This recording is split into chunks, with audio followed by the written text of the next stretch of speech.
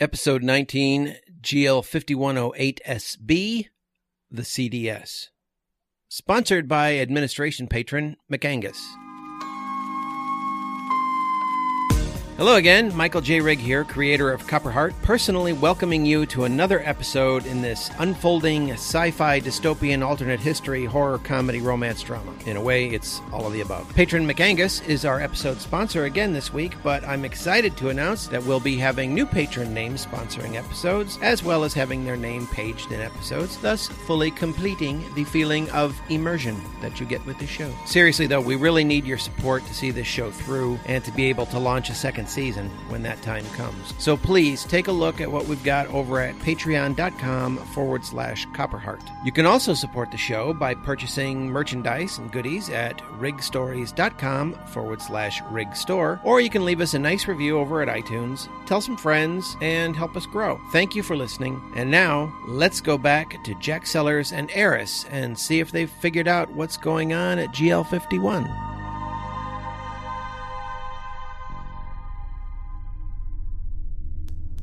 This program contains mature language and situations. Please see our show notes for an advisory specific to this episode.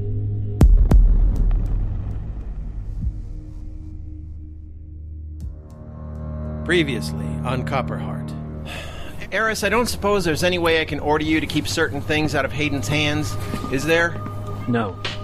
He is not only the commander of this base, he is listed as the project lead for Bravo 62944 Zulu.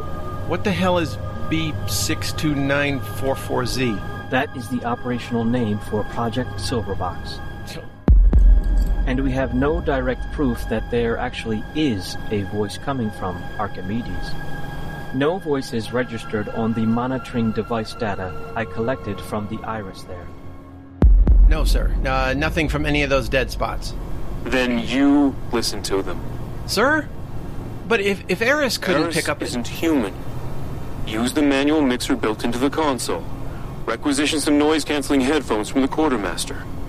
There's definitely something there, Jack, and I want to know what it is. And now the continuation of Copperheart.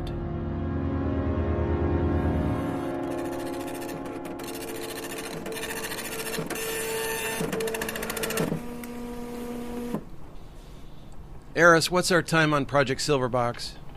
Day 66, Jack. How are you feeling? Still keeping tabs on my think muscle, huh? It has been some time since you last saw Sergeant Heather Kaminsky, or as you refer to her, Honey Buns. I do not understand the reference, Jack.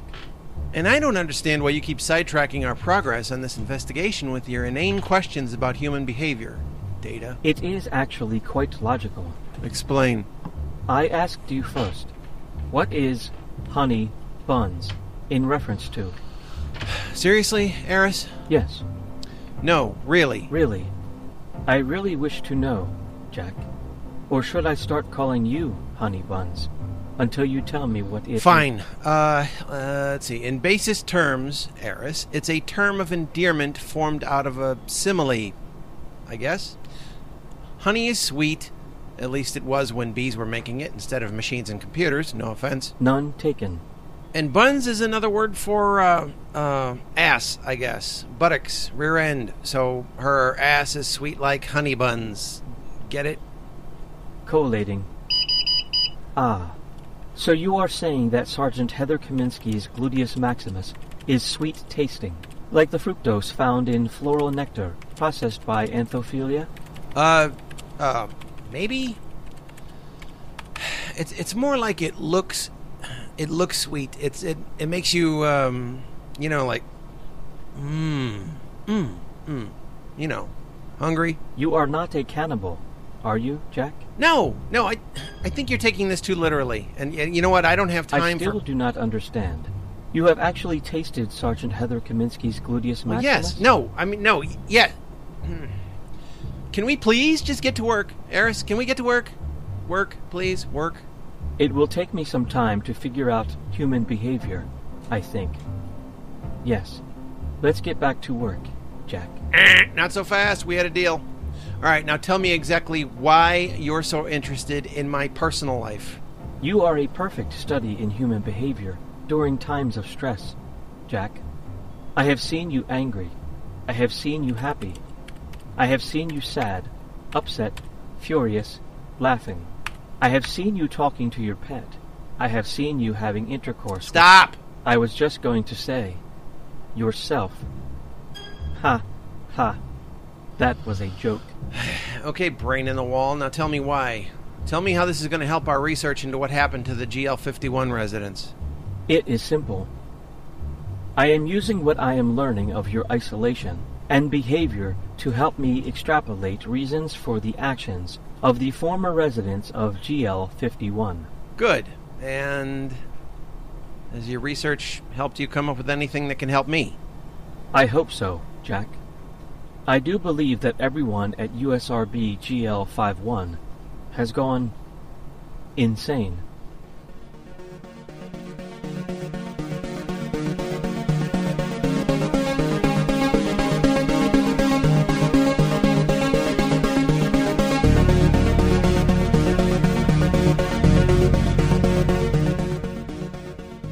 Copperheart, a Rig Stories audio drama.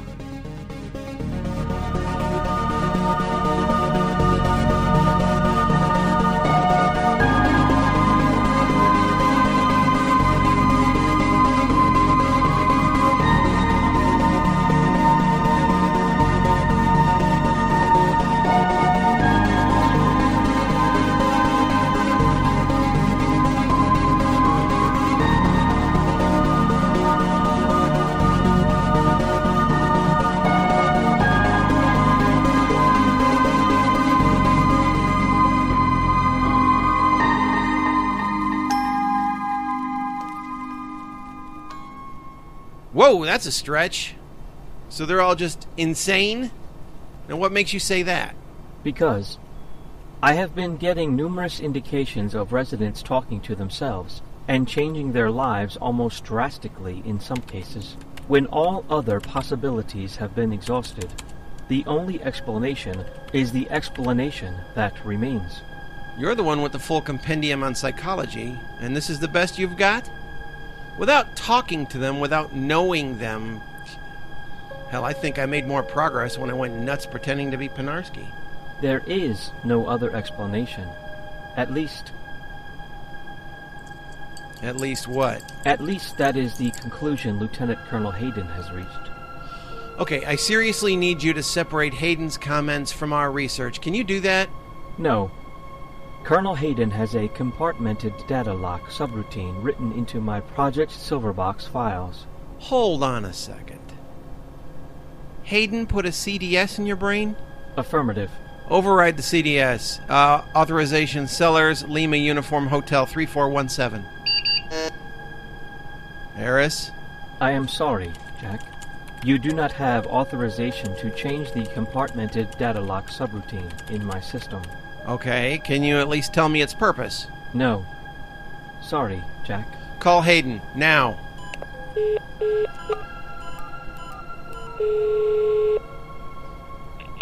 Jack, why the call? Your next report isn't due for another 4 hours. Why? You put a CDS on Eris. Yes. May I ask the reason for programming a data lock in Silverbox, sir? It was necessary for me to access Eris's subconscious, to aid in the investigation by adding my own observations to the data. The AI's subconscious, sir? That's essentially electronic brainwashing. There are certain facts about GL51 that Eris isn't aware of. Elements that came from classified personnel records and the like. Oh, and since I'm the only human on the case, why am I not in on this? Not to worry, Jack. I told you at the beginning. I'm in this too. The powers that be have made me solely responsible, and... Sir! Permission to speak openly? Granted. Sir, you know I'm a communications specialist, and that a lot of my work at ETRA was in computer programming, up to the point Cheyenne Mountain became CM-114. I am aware, Jack. Sir, an I.O. data lock fucks with the AI's heuristic capabilities. Meaning? Meaning, putting your opinion into a subroutine in Eris's subconscious will seriously corrupt his ability to think for himself. It fucks with my research, sir. I am well aware of the dangers of corrupting a compartmented data lock, Sergeant. Our Eris is the top of the AI food chain in this region. All due respect, and I don't think you're aware of the danger, sir. I can't get any further with my research because Eris is forming opinions about the condition of the GL51 residents because of information you implanted in... He disconnected, Jack. As always, you heard my conversation with the Colonel? Of course. Do you understand the context of it? I do. The information programmed into the data lock subroutine by Lieutenant Colonel Hayden is unintentionally affecting my ability to perform as your partner in this research. Exactly. Is there anything you can do to separate Hayden's data from yours and mine? I am sorry, Jack. I cannot. Yeah. Shit. This is going to be an issue. Looks like I'm going to have to pull the load on my own. Fuck. Jack, I would like to help. I am enjoying my time with you, and do not want it to end. I appreciate that, Eris, but you're an artificial intelligence. Keyword artificial. Hayden's the top dog on Silverbox. Neither you nor I can change what he put into place, unless you fake some kind of an error, make him go EVA to fix it, and then ram him with a pod. Excuse me? I do not understand. Forget about it, Hal. I don't want you getting any ideas.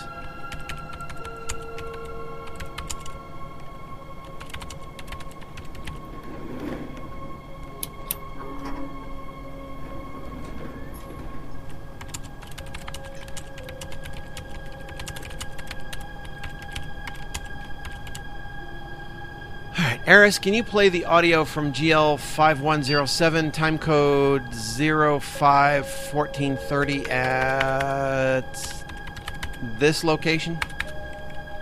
Audio translated from data and queued for you on monitor 6. Playing.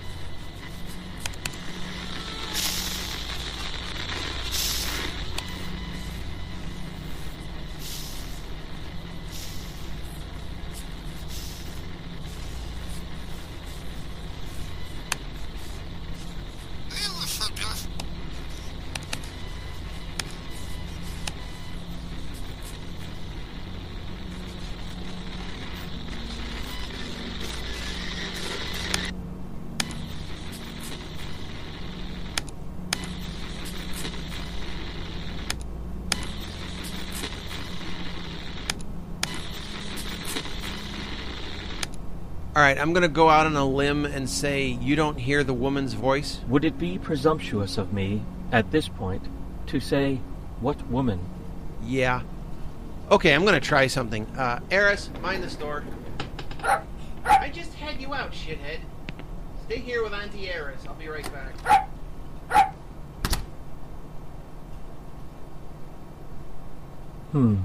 Reference, fake and error, EVA, pod, and hell.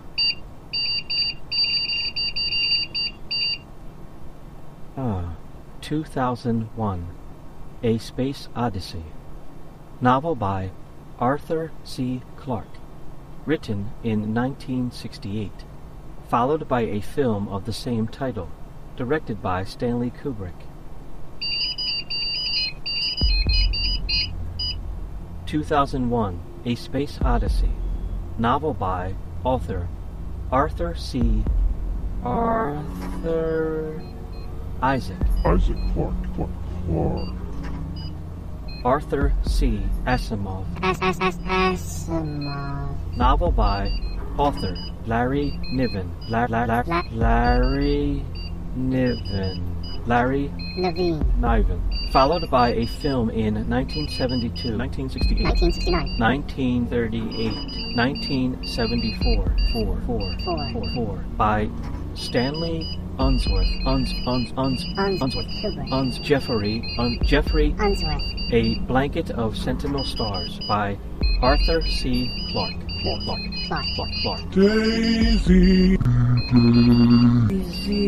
I am sorry, Dave. I'm afraid I can't. On the lone prairie. I'm afraid I can't do that. I'm sorry, Frank. It's I'm afraid you night. can't. I'm sorry. I'm sorry. Lips from the palate. I'm sorry, Dave. I'm sorry, Dave. I'm afraid I can't do that. I'm sorry, Frank. I'm afraid you can't. I'm sorry.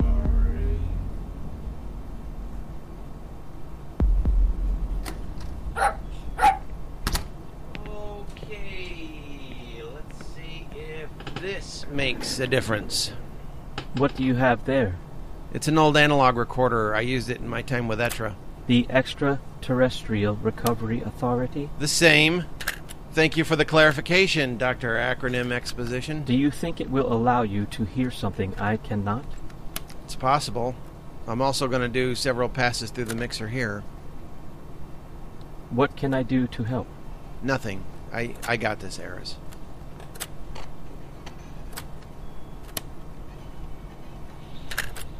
Jack, Eris? I will not kill you. Good to know, buddy. No. I mean, if you are going to be killed, it would not be by me. Ha! I appreciate you having my back, Eris, and if I ever get out of this tower and make an honest woman out of Heather, I want you to be my best man. I would be honored, Jack. I would be Honored.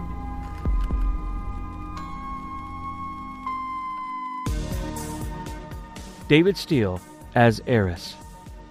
Michael Rigg as Staff Sergeant Sellers. Chris Magilton as Lieutenant Colonel Hayden. And Maggie as Karen. You've been listening to Copperheart, a Rigg Stories audio drama. Our title theme and, in fact, all the music you've heard in this episode was composed and performed by Astral Fogg. Check out Astral Fogg, that's Fogg with 2 G's, on iTunes. Tune in next week to find out what's going on with that being that walked out of the Archimedes Cube. Is Dr. Carr next? Will someone else go into it? Did Ogilvy survive being shot in the back? Did Kipling survive being pistol-whipped? And what will the Visitor do now that it has Dunn, Rhoda, and Jim trapped in a room? All this and more next time. Have a great week.